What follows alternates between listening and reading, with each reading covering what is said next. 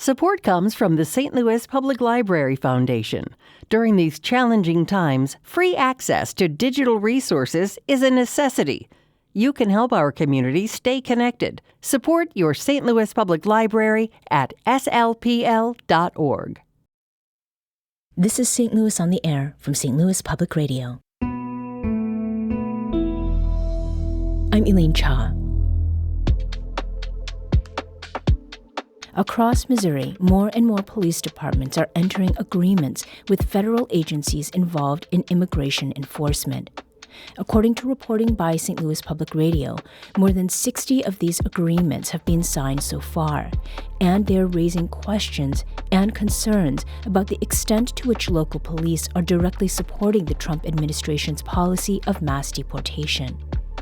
These kinds of contracts are known as 287G agreements, and they worry researchers like Austin Kocher, an assistant professor and immigration researcher at Syracuse University.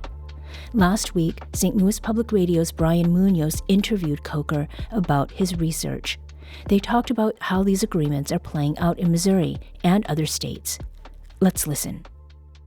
A growing number of municipalities in Missouri are signing these so-called 287G agreements with ICE. Can you explain in layman's terms, what do those mean? What do they actually do? Under our current U.S. laws, local law enforcement agencies cannot just choose to take up and enforce federal laws just because they want to. That includes a whole bunch of different parts of our legal system, and it includes immigration. Basically, that means that when a sheriff's office or state highway patrol, like it's here in Missouri, sign on to 287G, it means that they are taking on the role, in some part, of the federal immigration enforcement agencies. It can look a couple different ways. Traditionally, the dominant form of 287G was what we call a jail enforcement model agreement, which basically means that if that agency has signed on, when anyone is booked into the county jail, they can be asked about their immigration status and have their information checked against national immigration databases. There is another model called a warrant service officer agreement, which basically just means that local officers can execute immigration warrants, which, again, normally they can't do that. The most concerning and aggressive one, however, and the one that is now dominant across the country as well as here in Missouri, is the task force model.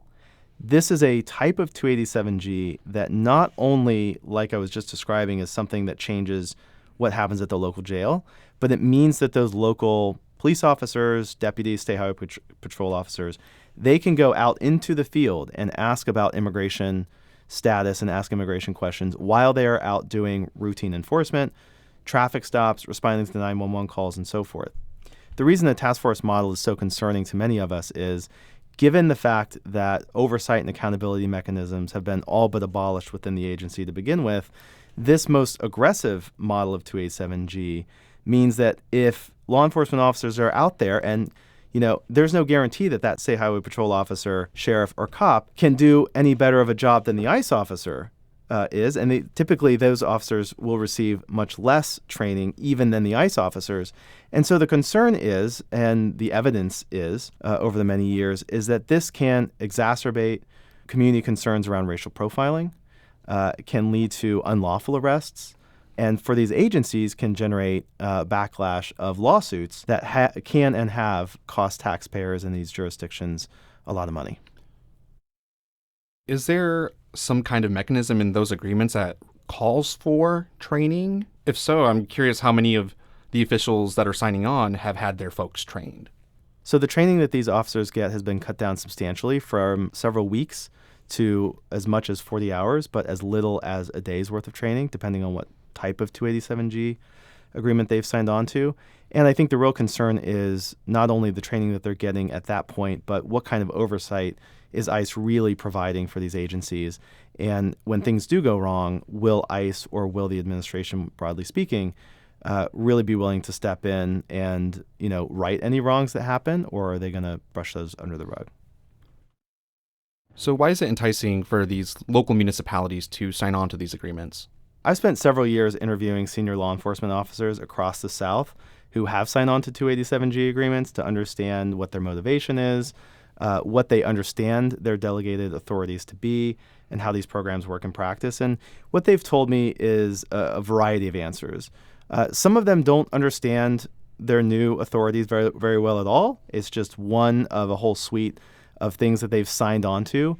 I mean, in the post 9/11 law enforcement landscape, interagency cooperation has been a big focus of federal law enforcement and local law enforcement. So there's all kinds of intergovernmental agreements, and so this may just be one of a dozen or 2 dozen that someone signs on to, or a jurisdiction signs on to, and they may not fully understand or really care that much about the full scope of powers. Others, especially for sheriffs, because sheriffs are elected by popular vote, sheriffs may be motivated, especially during election year, to run on a pro-immigration enforcement policy if they feel like that is something that will give them an edge over their competition, or something that they feel will appeal to their constituents. There are other law enforcement agencies who really feel like they need this as a tool, as a part of their broader enforcement priorities and enforcement package, so that they can do things that might touch on immigration law they might not normally be able to do. The truth is, there's a whole bunch of reasons, and there's a lot of different ways that 287G can look in practice. There are some agencies that I've observed and talked to in the past that they're eager to get a 287G agreement. And when you look at how much they've used that program, they've really only narrowly used it for people with pretty serious convictions and violent offenses, with pending warrants, and maybe there's interagency cooperation there. Durham, North Carolina, for instance, city of Durham had a 287G agreement, and over a 3-year period, they used it in combination with something like 80 or 90 arrests. The next county over, Wake County, where Raleigh is a seat, over that same period, they used 287G to arrest upwards of 2,500 people over that same period. And the vast majority of those were for people with nothing more than driving infractions. So even within the world of 287G, it can look very different based on how the motivation of agencies and people in positions of power, and just what the priorities are of the agency. There is also in some cases, some financial incentives if it is in combination with a jail agreement, because there is compensation for local jurisdictions who hold immigrants for the federal government. The issue with 287G is that until recently, it was a net loss of taxpayer money because there was no compensation for anything. And so really the financial disincentives were top of mind for a lot of law enforcement agencies who have a hard time meeting their budget. That has changed under this administration, because this administration, with the massive blank check that Congress has given the Department of Homeland Security, has said, we will pay you for your time working under a 287G agreement. We will pay you for your training time, and we will even provide financial incentives for your immigration enforcement activity.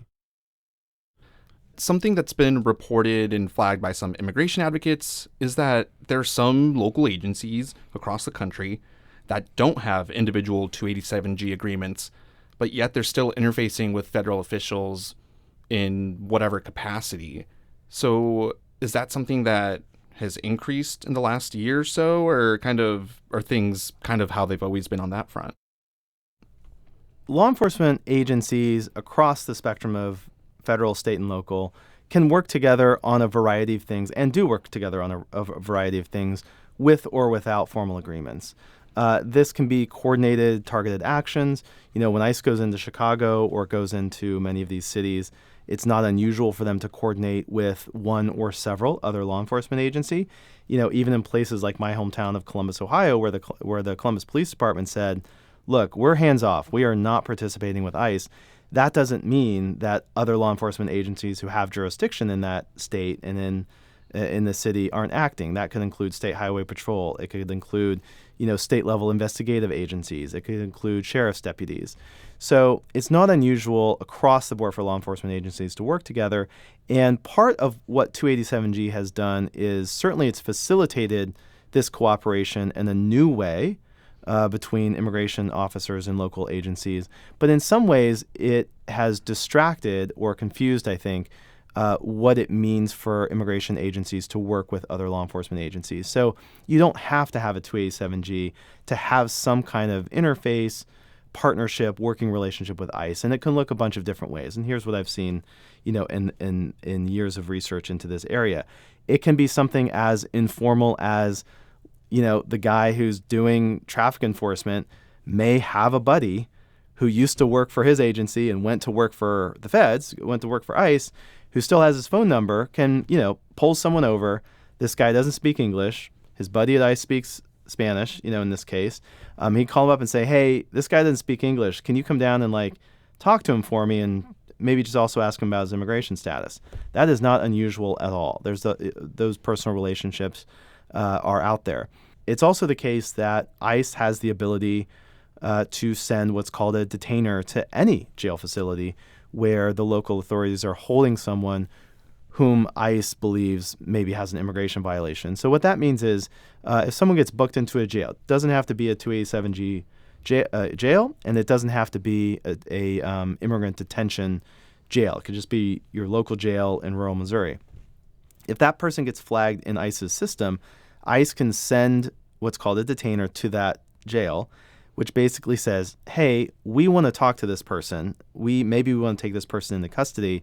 So don't release them, even if they have satisfied all of the local charges, even if there's no charges even pressed against them. Hold them anyway, just for immigration purposes. We're going to come out and talk to them, maybe take them into custody. That is really, that happens all the time, happens all over the country. And it's one of those areas that I think more Americans need to understand, because we typically think, well, a jail can't hold you if you don't have charges or you're not pending trial or anything, right? And the truth is, not really. There's this exceptional zone of law that allows us to treat people who are simply suspected of immigration violations in an exceptional way. This is one of those areas that's been litigated a lot, and it's actually one of these areas where prior to this administration, a lot of law enforcement agencies said, we don't really want any part of that because that puts us all kind of legal risk. One of the things that's changed under this administration is this administration has sent a very clear message to law enforcement agencies across the country and said, look, even if we screw up and we send a detainer and that's a U.S. citizen and it turns out that that's an unlawful, detention, or if you hold them over the 48 or 72-hour limit, don't worry. Our U.S. attorneys, we're not going to go after you. We don't care. So it really, the president on down to the Department of Justice really sets the tone on how much law enforcement agencies are willing to tolerate risk and willing to violate, due process. It really just comes down to, do you think the U.S. government is going to be upset with you or not? And right now, the administration is saying, don't worry, work with us and we'll have your back no matter what you do. We're listening to a conversation with immigration researcher Austin Kocher about the spread of agreements between local police departments and federal agencies involved in immigration enforcement. Kocher spoke with STLPR's Brian Munoz last week. So some people who have been detained in these rural Missouri jails that have the 287G agreements have told me, and immigration advocates have reemphasized, that they don't feel like the jails were ready for the influx of people that they've experienced in this last year and some change. And that's led to alleged challenges in the conditions there around medical treatment or nutrition or things of that nature. Do you think jails are ready for this moment? Or do you think, people really didn't expect the level of detention that we're seeing now? So one of the things we've seen from the start of the Trump administration is the national detained population has gone from less than 40,000 people, which was already really large, to over 70,000 people in just 12 months. We've never seen immigrant detention grow this quickly. We've never seen this many new detention facilities come online across the country. We've never seen this many county jails roped into holding people for the federal government. So I think across the entire country, the immigrant detention infrastructure has ballooned in a way that was very hard to imagine as recently as a year ago, and that we've definitely seen the infrastructure struggle to maintain adequate level of care for people in detention. This year, we've already seen 10 deaths in detention and 40 since the start of the Trump administration. These are indicators about a system that is not prepared to provide basic life-giving care to the number of people that they are tasked with housing. And this trickles all the way down to the local rural jail that goes from holding 10 people to holding 30 people or 50 people. It's really difficult, actually, to maintain someone's health 24 hours a day, 7 days a week. That's the responsibility that an agency takes on when they choose to detain people. It is the responsibility of the agencies, but it is difficult and it requires, complying with legal protocols. And if agencies aren't doing that, or if local county jails are not able to do that, to scale up their medical care, to scale up, food, certainly food that is not rotting or disgusting or, that's appropriate to the people that are in there. One of the things that I'll just remind all of us of is that the 70,000 people that we're talking about who are held in immigrant detention across the country, they are not doing time for crimes that they committed. They are in civil detention, which is, in most cases, an optional form of detention that the government chooses to hold those people for discretionary reasons. Most of these people have done nothing more than have a suspected immigration, again, civil immigration violation. Many of these people are asylum seekers. They're actually going through the process. They're actually complying with their check-ins with ICE. So these are not people who have ended up in these facilities because they've necessarily done something wrong. Immigration Customs Enforcement can take someone into custody even if they've done everything right. They have the ability to put people into civil detention in a way that functions very differently than the criminal legal system and people who are maybe serving time for criminal offenses in a jail or penitentiary. Something I've noticed just tangentially and anecdotally is a lot of these cases where people have re-entered, though, the federal government is choosing to quote-unquote federalize those cases and put these individuals in the custody of the U.S. Marshals and then subsequently hold them in U.S. federal facilities. Is this something that maybe is a different strategy on using this part of the statute to get more people into federal detention more so than, your rural county jail where it is a civil offense? So one of the strategies of the Trump administration is to criminalize as much as they can the different parts of the immigration enforcement process. So these individuals who are in the country unlawfully or who possibly entered unlawfully, traditionally the U.S. Attorney's Office doesn't really want to spend a lot of time prosecuting cases that don't need to be prosecuted to facilitate deportation or what we call removal. So, there are people who are deported or who are ordered deported all the time who don't necessarily have a criminal violation of some kind. As I said, immigration law is largely civil. However, there are two laws on the books that federal attorneys can charge immigrants for. One is unlawful entry, which is a misdemeanor, and unlawful re-entry, which is a felony. The reason they're leaning into those prosecutions so much is they want to create as much of a deterrent as they can. And one kind of deterrent is to make sure that when someone is deported out of the country, they leave with a criminal history. So this is really not just about public safety or something that the administration has to do. It's about ramping up the long-term consequences.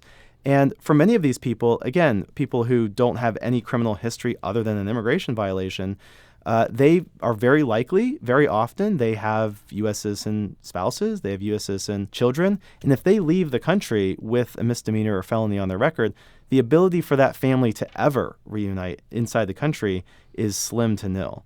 And that's what the administration is trying to do. They are, trying to do this.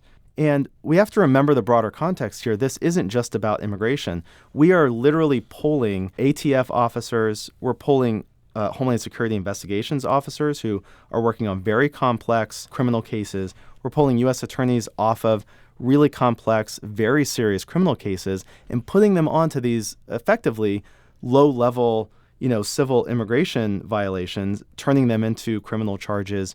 And it's creating real problems for other parts of the enforcement system that really actually do focus on serious threats to national security and public safety. Is there something you're working on or going to be working on soon that you're particularly excited about? One of the things I'm really excited about is this work I'm starting with Claire Trickler-McNulty, who is a former career DHS official. She's worked in the agency, worked in Immigration and Customs Enforcement herself, used to be an immigration attorney, and then worked in the system around reforming ICE's detention system. And one of the things that we are both really passionate about, me as a researcher looking at the data and her with a real in-depth understanding of the policy and practice, is how can we build a system that doesn't rely on mass detention? I know there are a lot of people out there who would prefer to, abolish ICE outright or abolish immigrant detention altogether. But the truth is it's very difficult, practically speaking, to make meaningful reforms within the agency and within Congress that are that big of a leap all at once. So what we're really trying to do is to say, look, do we really need to be detaining 70,000 people, 100,000 people? No, we don't think so.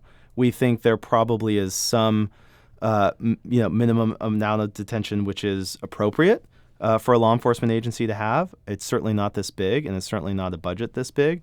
And the question is then, how is ICE actually making decisions around detention?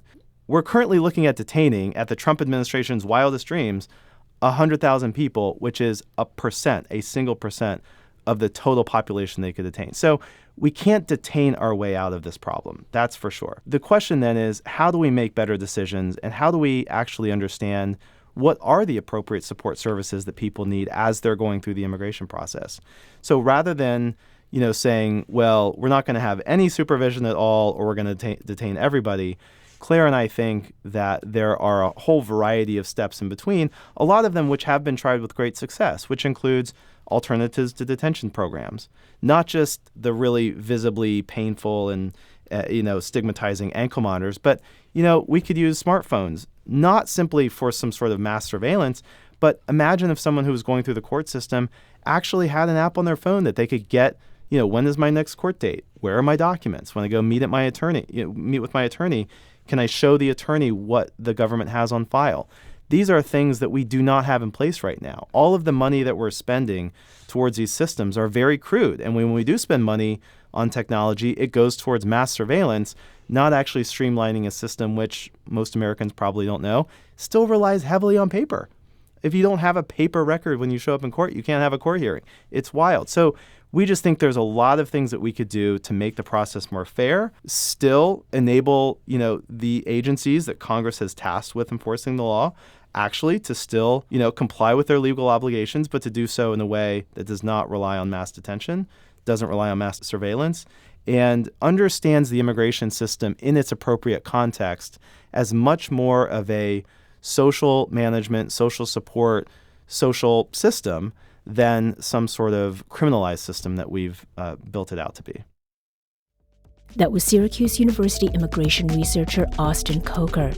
He spoke with St. Louis Public Radio's Brian Munoz. You can read more of Brian's reporting on STLPR.org.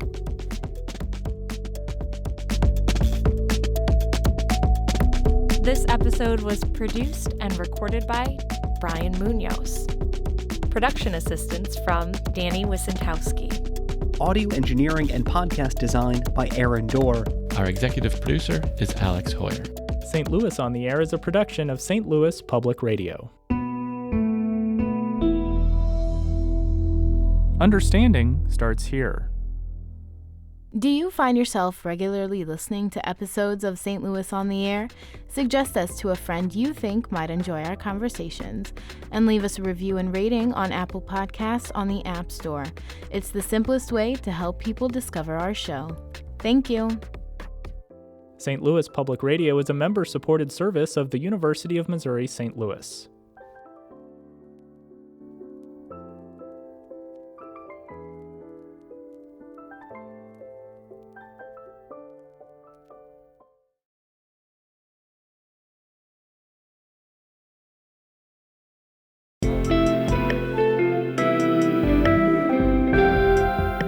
The Gateway brings you the day's news each weekday from around the St. Louis region and the state capitals in Jefferson City. Our schools are accredited. We don't need this bill. And Springfield. How many more years must pass before lawmakers see time is of the essence? I'm Abby Larico. Join me each weekday for The Gateway on the STLPR app or wherever you get podcasts.